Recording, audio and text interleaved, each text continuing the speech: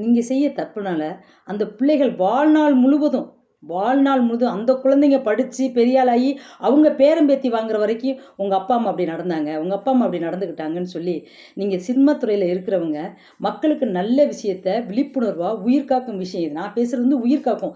அது குழந்தையாக இருந்தாலும் சரி, பெரியவர்களாக இருந்தாலும் வந்து விழிப்புணர்வுனா வந்து எது ஆக்சிடெண்ட் ஆகிறது அந்த மற்ற மாதிரி இல்லை. மனசுக்குள்ளே வலிக்கிறதே அது உயிர்க்காக. அந்த உயிரை வந்து காக்கணும்னா எந்நேரம் நம்ம அப்பா இல்லை அம்மா இல்லை அப்படிங்கிற அந்த உணர்வை தூண்டி விட்டுக்கிட்டே இருக்கீங்களே. நம்ம அப்பா கோச்சிட்டு வீட்டை விட்டு வெளியே போயிட்டாரு, அம்மா வேறத்தர இது பண்ணிட்டாங்க அப்படின்னு சொல்லி அந்த குழந்தைங்க விட்டு உள்ளுக்குள்ளே கும்புறும் போது நீங்கள் என்னங்க பண்ண முடியும்? நீங்கள் வந்து என்னைக்கோ ஒரு நாள் வந்து பிள்ளையை பார்த்துட்டு ஐயோ நான் அப்பா இருக்கண்டா, ஐயோ நான் அம்மா இருக்கண்டா அப்படின்னு சொல்லிட்டு போனால் அது அழகாங்க? நீங்கள்லாம் ஒரு சினிமா துறையில் இருக்கீங்க. மக்களுக்கு உயிர் காக்க விஷயம், குழந்தைகளுக்கு உயிர் காக்க நீங்களாம் ஒரு விதை போடுறீங்க. அந்த விதையை வந்து விருட்சகம் ஆகணும்னா நல்ல விஷயத்த சொல்லிட்டு நீங்கள் சினிமா படம் எடுங்க. சினிமா படம் நல்ல விஷயமா பண்ணால் சினிமா படம் எடுக்கிறீங்க. ஆனால் அதே விஷயம் உங்கள் வாழ்க்கையில் தவறுதலாக நீங்கள் போகிறீங்க. அந்த மாதிரிலாம் தவறுதலாக யாரும் போகாதீங்க. இந்த குழந்தைங்க இப்போ இருக்கிற நாட்டில் பிறந்திருக்க குழந்தைங்களாம் கொஞ்சம் எல்லாமே 24 செல்ஃபோனை யூஸ் பண்ணிக்கிட்டே இருக்கிறாங்க. அந்த செல்ஃபோனில் என்ன நடக்குதோ அதே வாழ்க்கையை நம்ம வாழணும்னு நீங்கள் பெரியவங்களே நினைக்கும் போது அந்த பச்சை பழங்க நினைக்க மாட்டாங்களா? நமக்கு இப்படி வாழ்க்கை கிடைக்காதா, நம்ம இப்படி இருக்க மாட்டோமான்னு நினைக்க மாட்டாங்களா? அப்படி இருக்கும்போது நீங்களும் கொஞ்சமாவது மாறுங்க. சினிமா துறையில் இருக்கவங்களும் சரி, இப்போ உங்களை பார்க்குறாங்க, இப்போ வீட்டு பக்கத்து இருக்கவங்களும் வீட்டில் இருக்கவங்களும் கிராமத்துலேயே கல்யாணம் பண்ணிக்கிறாங்க. அந்த மாப்பிள்ளை பிடிக்கல வேறு கல்யாணம் பண்ணிக்கிறாங்க. அது தப்பு இல்லைங்களாங்க? அந்த குழந்தைங்களை ஏங்க நீங்கள் பெக்கிறீங்க? உங்களுக்கு பிறந்த குழந்தைங்க ஏங்க உங்களால் கஷ்டப்படணும்? அந்த குழந்தைங்க ஆதரவற்று நீங்கள் எவ்வளோ வேணாலும் நீங்கள் ஆதரவாக இருங்க, யாரோடையே நீங்கள் போய் சேர்ந்துருவீங்க, அந்த குழந்தைங்க கூட்டிகிட்டு போயிடுவீங்க. எத்தனை பேர்த்தோடு நீங்கள் சந்தோஷமாக இருந்தாலும் அந்த குழந்தைங்க உங்களோட சந்தோஷமாக இருக்குன்னு நீங்கள் எப்படிங்க கனவு காங்க முடியும்? நீங்கள் நினச்சிட்டீங்க நம்ம பிள்ளை கேட்டதெல்லாம் வாங்கி கொடுக்குறோம், நம்ம பிள்ளை கேட்டதெல்லாம் செஞ்சுருக்கோம், நம்ம பிள்ளை மாதிரி நம்ம தான் அந்த பிள்ளைகளுக்கு உலகம்னு நீங்கள் சொல்லி காட்டுறீங்க. கண்டிப்பாக அது கிடையாதுங்க. நீங்கள் நினைக்கிறதெல்லாம் தப்பு. கண்டிப்பாக அந்த குழந்தைங்க நீங்கள் உங்கள்கிட்ட நடிச்சுக்கிட்டு இருக்காங்க, உங்கள்கிட்ட நடிப்பாங்க. அவங்க வாழ்க்கையை பற்றி புரிதல் வரும்போது நீங்கள் ரொம்ப அசிங்கப்படுவீங்க. இப்படிலாம் இந்த மாதிரி ஆளுகிட்ட போய் நம்மளாம் வாழ்ந்துருக்கோமே, நம்ம அப்பா அப்படி இருந்திருக்கானே, நம்ம அம்மா அப்படி இருந்திருக்கானேன்னு சொல்லி அந்த பிள்ளைங்கள்லாம் கண்கலங்கி அழுவாங்க. ஏன்னா அந்த குழந்தைகளை உங்கள் அம்மா வேறத்தோட கூட்டி போயிடுச்சு, உங்கள் அப்பா வேறத்தோட போயிட்டாரு, உங்களை விட்டுட்டு உங்களை அனாதை ஆக்கிட்டு போயிட்டாரு அப்படின்னு சொன்னால் அந்த குழந்தைங்க தினம் செத்துக்கிட்டு இருக்குங்க. தினம் மனசுக்குள்ளே அப்படியே செத்துக்கிட்டு இருக்குங்க.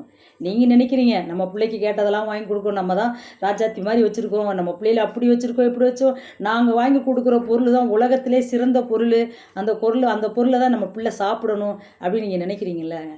அதெல்லாம் எவ்வளோ பெரிய மகிழ்ச்சியான விஷயம். அதே மகிழ்ச்சியாக அந்த குழந்தைங்களுக்கு எது கொடுத்தா நம்ம பிள்ளையோட எதிர்காலம் சிறப்பாக இருக்குன்னு நினைக்கக்கூடாதா? கல்வி கொடுப்போம், பெரிய காலேஜில் படிக்க வைப்போம், பெரிய மிலிட்ரி ட்ரெஸ் இதில் படிக்க வைப்போம், உலகத்திலே போடாத ட்ரெஸ்ஸை நாங்கள் வாங்கி கொடுப்போம், யாருமே சாப்பிடாத உணவை நாங்கள் வாங்கி கொடுப்போம், எல்லாமே நீங்கள் செய்வீங்க, யார் இல்லைன்னு சொன்னால். ஆனால் உங்களுடைய வாழ்க்கையில் நீங்கள் எப்படி வாழ்கிறீங்கன்னு அந்த குழந்தைகளுக்கு புரிதல் வேணும்ல. யார் அப்பா, யார் அம்மா, யார் சித்தப்பா, யார் சித்தி, யார் அத்தை, யார் தாத்தா, யார் பாட்டின்னு அந்த குழந்தைகளுக்கு தெரியணுமா தெரிய வேணாமா? அதெல்லாம் அது குழந்தைகளுக்கு தெரிய வேணாம். நீங்கள் 2 பேரும் அப்பா அம்மாவா உண்மையாக இருக்கிற மாதிரி சீனை போடுவீங்க, அந்த குழந்தைங்களும் உங்களோட சேர்ந்து நடிப்பாங்க. அதையும் நீங்கள் ஐயோ நம்ம பிள்ளை உண்மையாக இருக்குது நம்ம மேலே, அந்த குழந்தைகளுக்கு நம்ம தான் உண்மையான அம்மா அப்பா நீங்கள் 2 பேரும் நினச்சி வாழ்கிறீங்க. அது தவறுங்க. அவங்களும் உங்கள்கிட்ட நடிக்கிறாங்க, நீங்களும் அவங்கள்ட்ட நடிக்கிறீங்க. அது மாபெரும் குற்றங்க. சரிங்களா? அதனால் எங்கே இருந்தாலும் இந்த உறவுகள்லாம் உனக்கு இருக்காங்க, நான் மட்டும்தான் உனக்கு உறவு கிடையாது, உலகத்தில் அங்கே இருக்காங்க, இங்கே இருக்காங்க, உங்கள் தாத்தா இருக்காங்க, மாமா இருக்காங்க, பாட்டி இருக்காங்க, அப்பத்தா இருக்காங்க சொல்லி கொடுங்க. அப்போ தான் அந்த குழந்தைகளோட ஒரு மரத்தில் வளர்க்க போகிறீங்கன்னு நல்லா வளர்ந்து வருது அந்த மரம் வளர்ந்து வரும்போது அதில் ஆசிட்டையும் இல்லை விஷத்தையும் அப்புறம் நல்ல ஒரு விதையும் நல்ல விதையை விடுறீங்க. ஆனால் விஷத்தை தூவிக்கிட்டே வந்தால் அந்த மரம் எப்படிங்க வளரும்? மரம் எப்படி வளரும்? பார்க்குறதுக்கு உங்கள் மரம் வளர்ந்து மரம் வந்து பெருசாக வளர்ந்து வர மாதிரி இருக்கும், அதுக்குள்ளே ஒன்றுமே ஒரு பவர் இருக்காதுங்க. தட்டி விட்டால் கீழே விழுந்துருங்க அந்த மரம். அந்த அளவுக்கு அந்த குழந்தைகளுக்கு வலி இருக்குங்க. ஆனால் உங்களுக்கு அது தெரியாது. ஏன்னா நீங்கள் வயசில் பக்குவமானவங்க இல்லையா? 30 வயசு 40 வயசு ஆயிடுச்சு. நம்ம எடுக்கிற முடிவு தான் சிறப்பான முடிவு. இந்த சின்ன குழந்தை எடுத்தால் முடிவு நல்ல முடிவாக இருக்க போது நம்ம பிள்ளை நம்ம பேச்சை தான் கேட்கணுன்னு நீங்கள் ஆழமாக சிந்திச்சு வச்சுருப்பீங்க. இறைவன் படைப்பில் எல்லாத்தையும் ஒன்றா தான் படைச்சிருக்கான். உங்களையும் நல்லவனாக படைச்சிருப்பான், அந்த குழந்தைகளையும் நல்லா விதமாக தான் படைச்சிருப்பான். ஏங்க அந்த குழந்தைகளுக்கு மட்டும் மன வலிமை அதிகமாக கொடுக்குறீங்க? வேணாங்க. உங்கள் குழந்தைங்க உங்களோட வாழணும்னா நீங்கள் உண்மையான அம்மா அப்பாவாக 2 பேரும் உண்மையாக இருந்தால் தாங்க அந்த குழந்தைங்கள வாழ முடியும். அடுத்தவருடைய அப்பா அம்மாவையும் அடுத்தவருடைய அம்மாவையும் கூட்டிகிட்டு வந்து இதுதான் உன் அம்மா இதுதான் உன் அப்பான்னு சொல்லி வளர்க்காதீங்க. அது மாபெரும் பாவம், பெரிய பாவம். உங்களால் நீங்கள் நினைக்கிறீங்க சிறப்பாக நம்ம பெரிய செஞ்சு கொண்டு போயிடுவோம் நம்ம குழந்தைங்களேன்னு. உள்ளம் பூரா புண்ணாக போயிருங்க. உங்களுக்கு தெரியாது, உங்களுக்கு தான் வயசு இருக்குல்லங்க. நீங்கள் திறமையானவங்க, சிறப்பானவங்க. நீங்கள் எந்த சூழ்நிலையும் எதை வேணாலும் சமாளிப்பீங்க. எந்த இடத்துல வேணாலும் உங்களுக்கு பொய் ஈஸியாக சொல்ல தெரியும். ஆனால் குழந்தைக்கு சொல்ல தெரியாதுல்ல. ஆனால் அந்த குழந்தைய பொய் சொல்ல கற்றுக் கொடுத்து வளர்க்குறீங்க. நல்லா வளர்த்துவாங்க.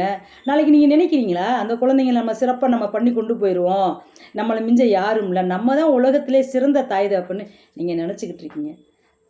இப்போ பாரதிராஜா ஐயா கூட ஒருத்தர் பாரதிராஜா ஐயா இருந்தார். அவரை பற்றி இதெல்லாம் பார்க்கும்போது கண்ணே கலங்குச்சு.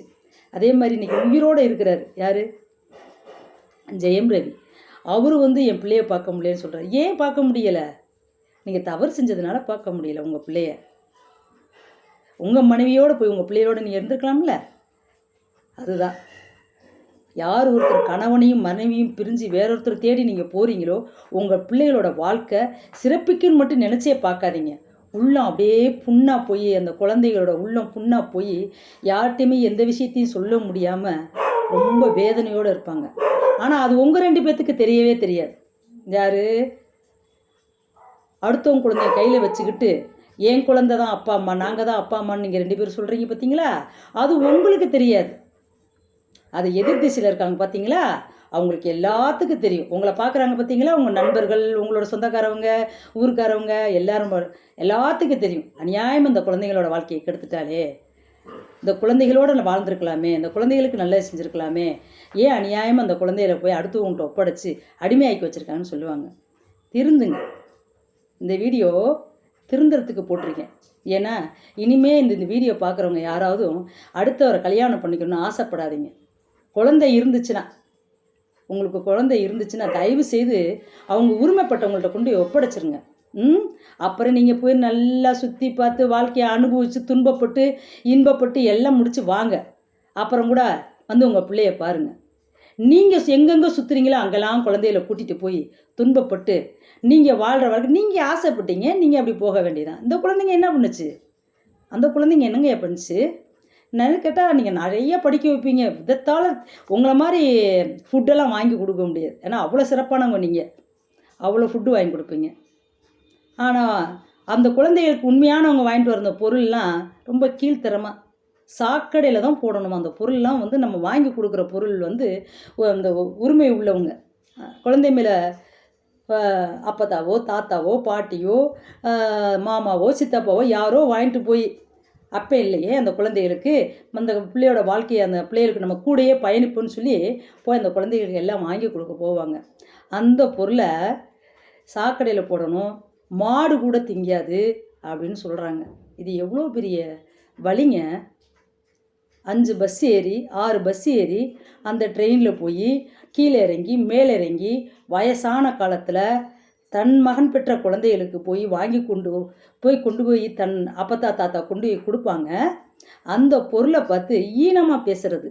ஏன்னா அவங்க கார்லேயே வர்றாங்க, கார்லேயே போகிறாங்க.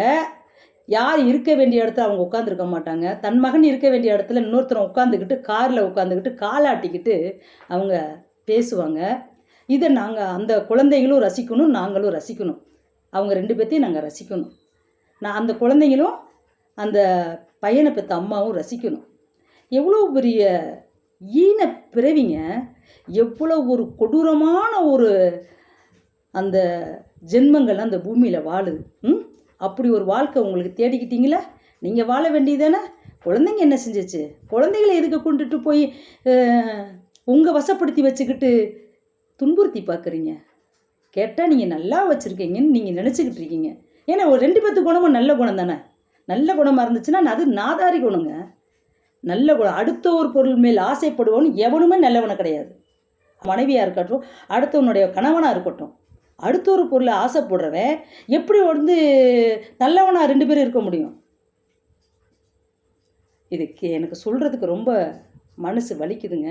நிறைய உண்மைகள் பேசப்போனால் உலகம் தப்பாக பேசுங்க. உண்மையை பேசக்கூடாது. நானுமே இப்போ உங்கள்கிட்ட நிறைய நடிக்க வேண்டியது இருக்குது. நடித்தா தான் அந்த விஷயங்கள் நடிக்கணும். உலகத்தில் நடிக்கணும். வலிச்சாலும் சரி, எவ்வளோ அடி வாங்கினாலும் சரி, எவ்வளோ திமிரா அடி வாங்கினாலும் சரி, வலிக்கவே இல்லைங்க. எனக்கு சிரிப்பு தாங்க வருது. சிரிப்பு தாங்க வரும்னு நம்ம சிரித்து காட்டணும். அதுதான் உண்மையான வாழ்க்கைன்னு நினைக்கிறாங்க. உண்மையாக வந்து பேசணும்னு வச்சுக்கோங்க, தூத்துவாங்க. அதனால் தயவுசெய்து பெண் குழந்தை வச்சுருக்கிறவங்க கண்டிப்பாக ஒரு வீடியோ பார்த்தீங்களா, 1.5 வயசு பிள்ளையை வச்சு சூடு வச்சு கொண்டா பார்த்தீங்களா, அவங்களுடைய ஆசைனால் இடைஞ்சலாக இருந்ததுக்காண்டி. அது மாதிரி ஒவ்வொருத்தரும் காதலிங்க, கல்யாணம் பண்ணுங்க, சிறப்பாக வாழுங்க. உங்கள் வாழ்க்கையில் யாரும் தலையிட மாட்டாங்க. ஆனால் குழந்தைகள் இருக்குது பார்த்தீங்களா, உங்களுக்கு பிறந்த குழந்தைங்கள அவங்கள முழுமையாக கொண்டு போய் அவங்க தாத்தா பாத்தாட்ட ஒப்படைச்சிருங்க, அவங்க அம்மாச்சி தாத்தாட்ட ஒப்படைச்சிருங்க. அதுதான் சிறந்த வழி.